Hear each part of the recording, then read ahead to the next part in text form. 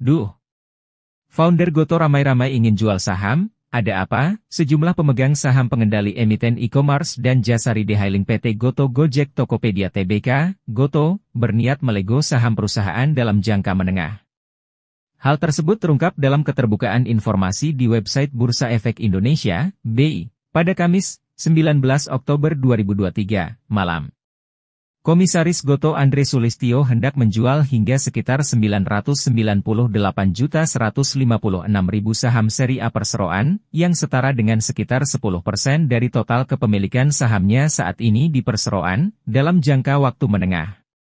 Selain Andre, William Tanuwijaya, yang baru-baru ini sudah melepas saham Goto, dapat memiliki rencana menjual hingga sekitar 3.097.419.000 saham seri A perseroan, yang setara dengan sekitar 15% dari total kepemilikan sahamnya saat ini di Goto, dalam jangka waktu menengah. Kemudian, co-founder perusahaan lainnya, Kevin Alwi saat ini tidak lagi menjabat sebagai karyawan, pejabat, direktur, atau komisaris di Goto. Kevin, demikian tulis keterbukaan informasi tersebut, telah melakukan penjualan saham untuk diversifikasi dan menjaga keseimbangan portofolio pribadinya. Beliau, Kevin, berencana untuk terus melakukan penjualan atas bagian dari saham seri A yang dimilikinya di perseroan, demikian tulis keterbukaan informasi tersebut.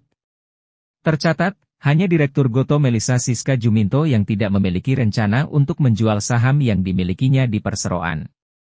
Selain saham seri A, 4 nama pengendali di atas memegang saham seri B yang memiliki total hak suara secara kolektif lebih dari 20%. Dibandingkan dengan saham seri B, saham seri A mempunyai hak yang sama, kecuali hak suara, mengutip prospektus penawaran umum perdana, IPO, Goto pada April 2022. Struktur dual class voting ini mengkonsentrasikan hak suara pada pemegang saham seri B yang dapat membatasi kemampuan pemegang saham seri A untuk memengaruhi keputusan aksi korporasi emiten. Tujuan utama dari keterbukaan informasi di atas adalah terkait tanggapan atas permintaan penjelasan atas volatilitas transaksi efek lantaran Goto mengalami tekanan jual yang tinggi akhir-akhir ini, sebelum rebound dan ditutup naik 1,59% pada 19 Oktober 2023. Goto sempat ditutup melemah selama 8 hari beruntun dan pernah menembus Rp54 saham. Level terendah sepanjang masa, ATL, pada perdagangan intraday 16 Oktober 2023. Inti dari penjelasan manajemen Goto soal volatilitas saham perseroan tersebut, manajemen mengatakan perusahaan tidak mengetahui adanya informasi atau fakta material yang dapat mempengaruhi nilai efek perusahaan atau keputusan investasi pemodal yang belum disampaikan oleh perseroan kepada publik atau berada di ranah publik. Goto sendiri baru saja menyelesaikan proses penambahan modal dengan menggandeng investor strategis lewat skema private placement.